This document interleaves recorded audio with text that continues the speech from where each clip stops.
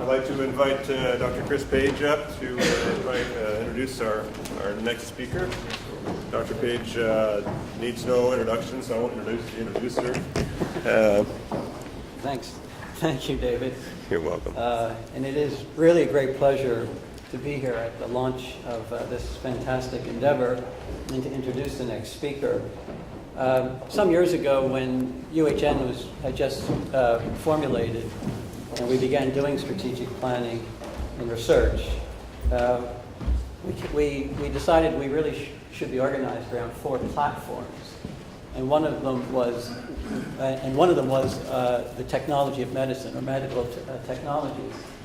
And having decided that, we thought we needed an international advisory board.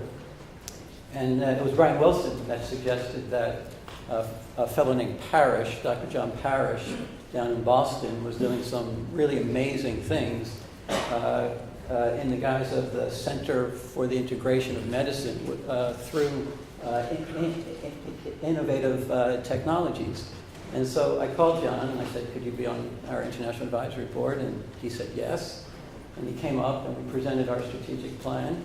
And not surprisingly, John thought the medical technology platform was a really good thing to do, not only because of the needs of our patients, but also because he could see the building blocks across UHN and the U of T that could really put together something significant.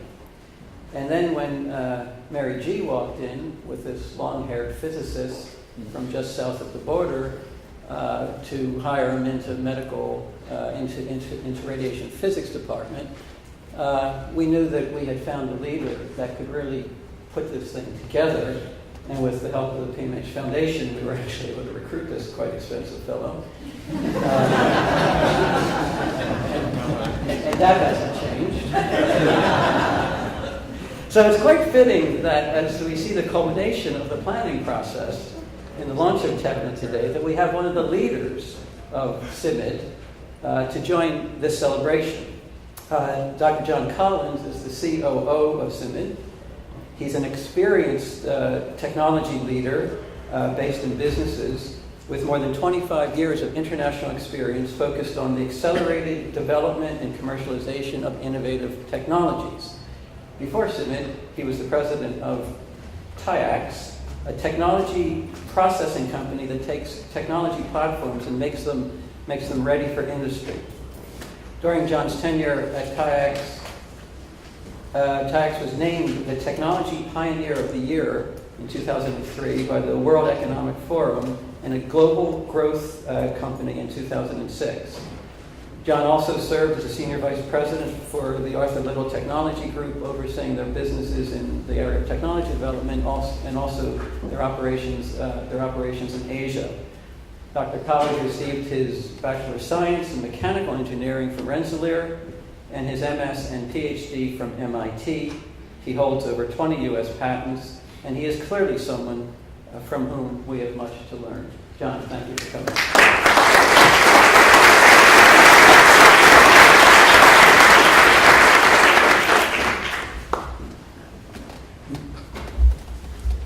Thank you very much. Boy, I tell you, I wish we had Will's presentation when we had started CIMID any number of years ago. So I think you're quite fortunate to have those insights. What I hope to do today in a very brief period of time is give you some of the lessons that we've learned at CIMID. And today, John Parrish was not able to join us today, but he has a message that we'll be able to provide. I'll give you an overview of CIMID so you can see who we are, what we do. We have heard a little bit about metrics. We think metrics are critically important, so we'll talk about what we're doing to measure our impact, and then extract some of our lessons learned and talk a little bit about CIMID's future. I think one of the key things about lessons learned, particularly when you're talking about innovation, is you've got to be prepared to throw them away. So take every single lesson that I tell you and ask yourself, does it apply now? Either the ones that we say are working or the ones that we say don't work. Because clearly situations, contexts change day to day, and we've got to be prepared for that as we go forward. One more. Let's see. Here we go. Hello, I'm Dr. John Parrish, the director of CIMID, the Center for the Integration of Medicine and Innovative Technology in Boston. I'm sorry I can't be with you today, but I did want an opportunity to express my enthusiasm and optimism for the initiative that you're launching today. University Health Network and the University of Toronto, because of their size and excellence of their faculty, are bound to be enormously successful. Your mission is very similar to the Summit mission, and that is to bring technology more rapidly into healthcare, including commercialization, by using multidisciplinary approach and having clinicians work with technologists directly. We are very optimistic about your success, and we wish you the best. Thank you.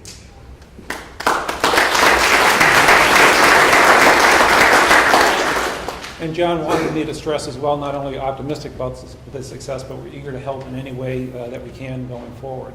So what is CIMMIT? CIMMIT is a Boston-based consortium, and our focus is accelerating innovative technologies to improve patient care. A lot of different ways of doing that. So our mission, though, is to focus on bringing together and creating collaborations between clinicians, engineers, and scientists. And a lot of what we do is really around adapting technologies. We are not a technology development company. We're a company or organization that looks at finding great problems and then marrying the right resources together to address those problems. Our focus is on devices, procedures, and clinical systems, which means we don't do pharma and we don't do large IT systems. But you can imagine there's a huge fuzzy area in between. You can't think about a device today that doesn't have or should not have a bidirectional interface to an electronic medical record. And as you look at drug delivery, et cetera, it's a huge opportunity. So it's a fairly broad field. CIMMIT has been around for over 12 years. We were founded in 1998 with MIT, Draper Labs, and Mass General, and Brigham and Women's Hospital. And we'll talk a little bit later about funding, but we have been funded over most of our life through the Department of the Defense in the U.S., who has a particular interest in looking after the health of warfighters and their families. It's a huge healthcare system. Since that time, CIMMIT has grown to include 13 institutions in Boston. So all of the Harvard teaching hospitals are involved, Beth Israel, Newton Wellesley Children's Hospital, the Boston University's hospital and university joined in 2006. We're very pleased to have the Veterans Administration join us in 2008. This is the New England region of the VA. And this past year, Northeastern University joined. Our experience, and there was a lot of debate, our experience was what CIMMIT does is very much a contact sport. So physical proximity makes a big difference. And we've done a couple of experiments that have worked quite well. We'll talk a little bit about those a little bit later.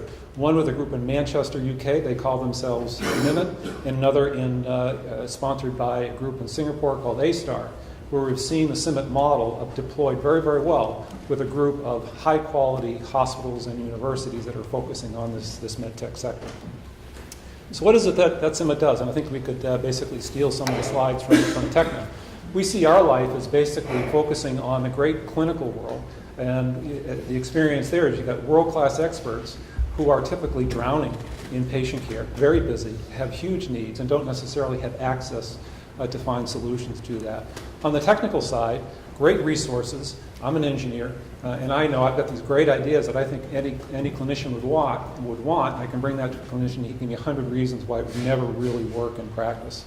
And last but not least, we've heard about the importance of commercialization, because if the product and a service isn't provided, it can't help the patient. But in particular, there's a lot of talk about tech transfer in universities. But when you look at the challenge of conflict of interest in a healthcare setting, it is a significant challenge that adds an extra burden to what's already there. And also, frankly, the alignment of risks and rewards. Every inventor knows this invention is worth billions of dollars, and why wouldn't a company give me an 18% royalty rate on this product that they've got a 14% margin on? I don't understand. So a lot of expectations management, and that's basically what CIMMIT tries to do. As a virtual organization, we don't try to replace any of those pillars. Our mission in life is to bring those pillars together. In terms of the CIMMIT process, we like to think about it in the process from insight to impact in healthcare. And healthcare is a fairly unique endeavor. The most important thing we believe to start is in the actual standard of care. Once you understand the actual standard of care, you can extract insights and understand what are the challenges and needs that clinicians have. Then you can invent. You can come up with ideas and specific opportunities. In addition, you can steal. You can find things in other industries, other technologies. So again, CIMMIT's mission is not to develop new enabling technologies, but to find those enabling technologies that we can bring in. Then you innovate to create prototypes, to be able to demonstrate value, move that to implementation to actually create products and services, and then drive impact through commercialization, initially through best practices and then through dissemination. So that's the cycle that we focus on. And basically our process of finding, funding, and facilitating, we work across that entire process because we understand that there's a break in any one of those, the cycle stops. I won't go through the details, but there are a lot of things that we do to help this process of find, fund, and facilitate. And unfortunately, it sounds like that's serial, but it's not because it's circling back. Some of the most important facilitation that we provide are very early on when a clinician is sitting there at the coffee and saying, darn it, and then finding a potential solution. So a lot of this bringing the right people together, bringing these nodes together. Using the chemical analogy, a lot of what we try to do is increase the collision frequency of people with good ideas to make those connections. So a number of ways to find ideas. We'll talk about some of them. Things like this are very important, bringing people together, both virtually and physically. We fund awards, a number of different vehicles, innovation grants, or $100,000 awards. Frankly, not very much money when you think about it. So typically you're standing on a lot of research, and when you want something done, you give it to a busy person. So too much money sometimes is actually a detriment. A number of other awards. And last but not least, the facilitation. Helping find collaborators, ensuring compliance, because a lot of the researchers that we work with are clinicians first and don't necessarily understand all the issues that go on with medical research. But things like the commercial elements, anticipating and addressing regulatory and IP issues. Our mission in life is not to try to make every researcher be the Renaissance man and know all things. It's to surround these researchers and support them with the types of skills and capabilities that they need. So we do that through the people within CIMMIT. And the focus really is on the relationship between clinicians and patients and the way that they can work with their project teams to better serve patients. That's our mission. What we'll do, though, is we don't touch patients. We don't come anywhere near patients. So we focus on supporting the clinicians and the project teams. We do that with three types of people. One is what we refer to as program leaders. So these are world-class experts in different areas. And their mission in life is to basically stimulate the community to work on important areas and provide support to them. So they have a pan-CIMMIT responsibility. We also have groups that people refer to as site miners. So these are people that sit inside of each one of our member institutions. They're very well respected people in the research community. They report to the president or CEO of each one of those institutions. That institution allocates a fraction of his or her time and pays for that time. And their mission in life is to basically find the rising stars, support the rising stars, act as a local node to break down barriers, to do whatever it takes to help folks. And last and maybe least are the CIMMIT facilitators. So people like myself that have been in industry, been in regulatory science, whatever, that can provide some extra support and guidance to these teams as they move forward. So all three of those groups collaborate around the project teams. In terms of our process, just to give you a scale for how we operate, you can think of most processes. We start with kind of the proactive networking and convening, so that's where a bunch of ideas come in. And each year, we have about, our estimates are 1,500 or so active interactions. So again, a lot of collisions. And coming out of that are opportunities and relationships. So every time we have an engagement with an investigator, what we focus on is how do we add value? Not just does the idea move to the next step, but how do we add value at each and every one of those engagements? Even if the idea doesn't happen to move forward, there's a new relationship that's formed. Maybe it's another idea that will happen. So each and every engagement is an opportunity to add value. From those 1,500 interactions last year, we received 300 pre-proposals, 2-page, very simple proposals. We then vetted those with our program leaders and site miners and selected 150 for full proposals. Very straightforward 10-page full proposals. We then down-selected those to about 50 for innovation awards. These are the $100,000 awards. And for each one of those awards, the money is nice. The recognition is probably more important. and also the facilitation and support that comes with being part of a network. Because it's not just the CIMMIT staff, but there's now a community around that will help those innovators. And last but not least, I'll talk a little bit about our accelerator program, where we'll cherry pick a much smaller number, with a goal of basically driving to commercial impact and exits. One of the things that we found in our work is that there were a lot of great clinically validated ideas that were not ready for commercialization. What happened to them? Right? They just stopped. The investigator moved on to get the next paper or whatever. So a lot of really good ideas stopped because there wasn't anyone to drive it forward. So we spent a lot of time trying to figure out what could we do. We tried a lot of different things. Some worked, some didn't work, and we tried to codify what has worked in what we refer to as our accelerator program. Accelerator is basically what we do is bring together a bunch of people who've started companies, sold companies with a little bit of money to basically build a team around investigators.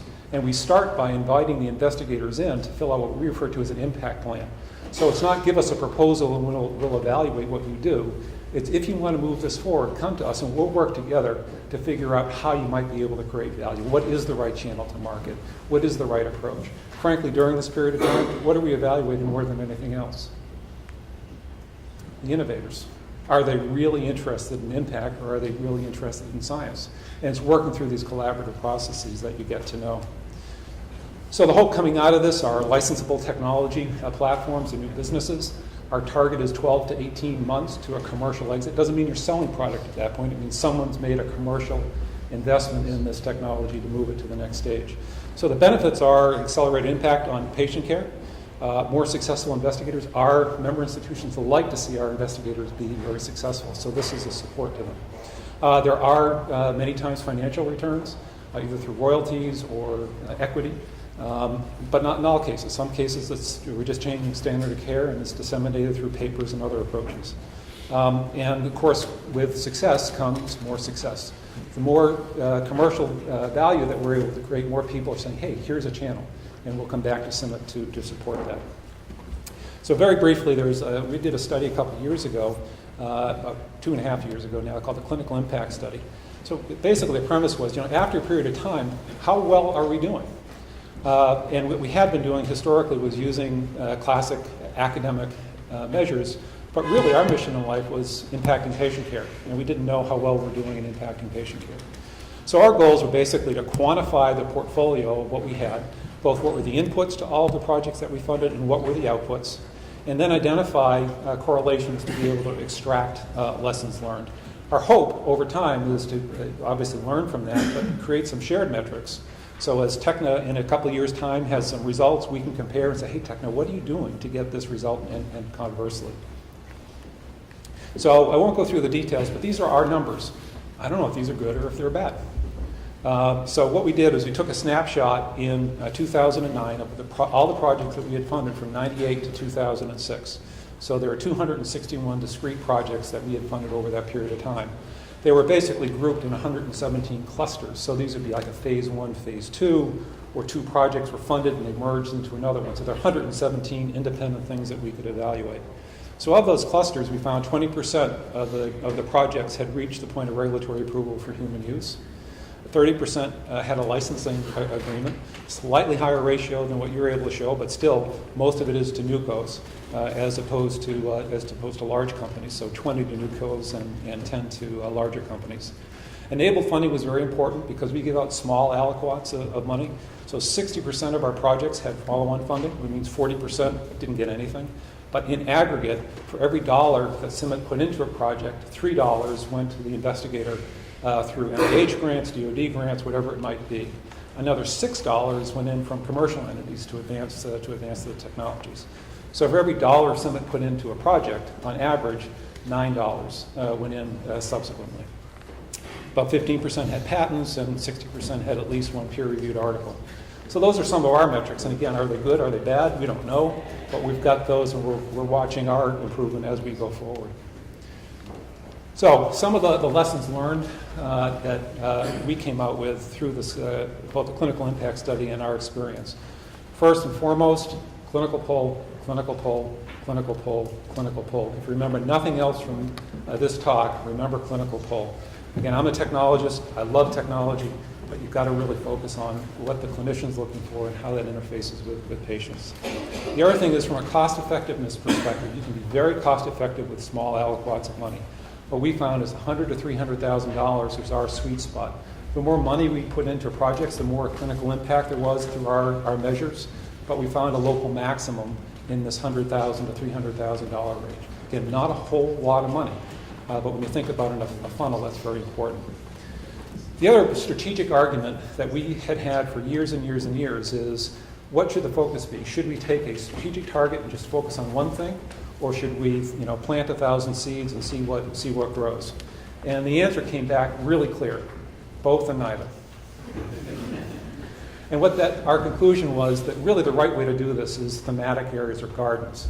So cultivate a few areas, create communities that interface with each other. It's not a command and control, but it's a community interested in certain areas. Fund those areas, create the opportunities for people to come together. Works very, very well. Clearly, those projects that were done as part of these gardens were much more successful than those that were done in isolation. Why? Connectivity, nodes. The other thing we found in our model, because of the facilitation, was new investigators were every bit as successful as senior investigators. Of course, every senior investigator is, of course, because I mentor my junior investigators.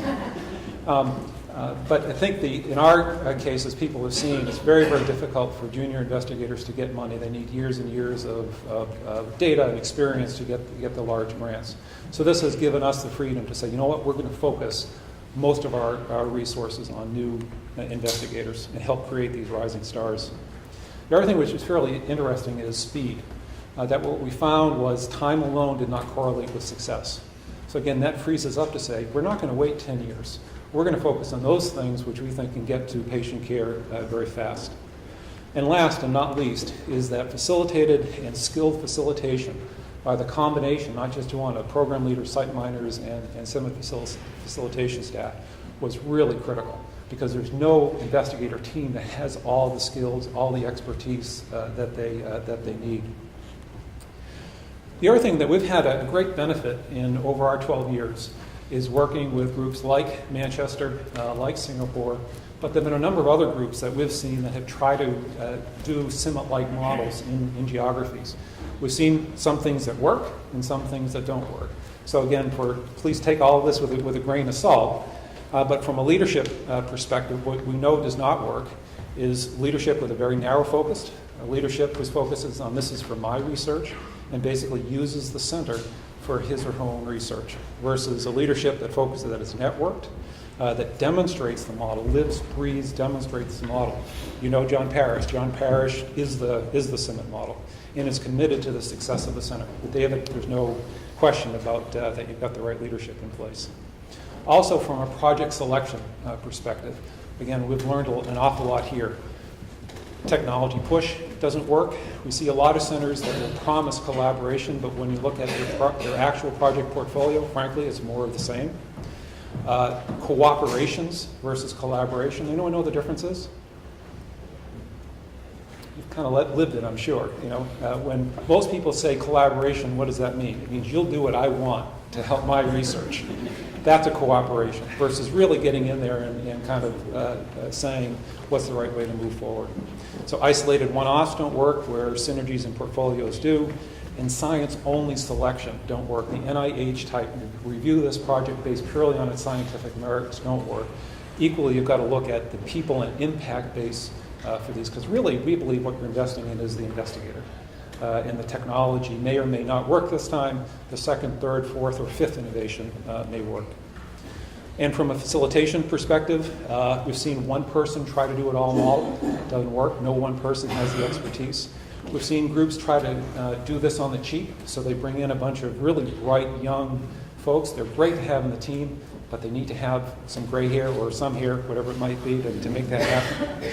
And also, they'll say, we've got these great facilitation resources, come to us with your problems. Reactive doesn't work, because oftentimes groups get into trouble long before they recognize they're in trouble, when an experienced person can look at it and say, hey, be very careful. So a combination of proactive and reactive facilitation is important. And from a funding perspective, from a center perspective, It's very important that the core team not try to fund itself. If the core team is spending its time trying to find funding, then what are they going to spend their time doing? They're going to have to keep the core alive in order to do the work. So there needs to be some stable funding for the core. Also, one source is a recipe for disaster, because one source means at the stroke of a pen that center goes away. So we really need support, ongoing support for a core team and multiple sources. Now, I know we don't have time for questions, but talking to Luke and David, there were some questions that came up, so I thought I'd just put them on here, and I'm sure there are a lot more. I'd be happy to address them later. So what were some of the largest challenges that CIMMYT had getting going? It's very easy. It was convincing anybody of the value of facilitation. Everyone says, I want to invest in this project. Well, we're going to spend 30 cents, 40 cents on a dollar on facilitation. What immediately comes to mind? Oh, that's overhead. It's not overhead.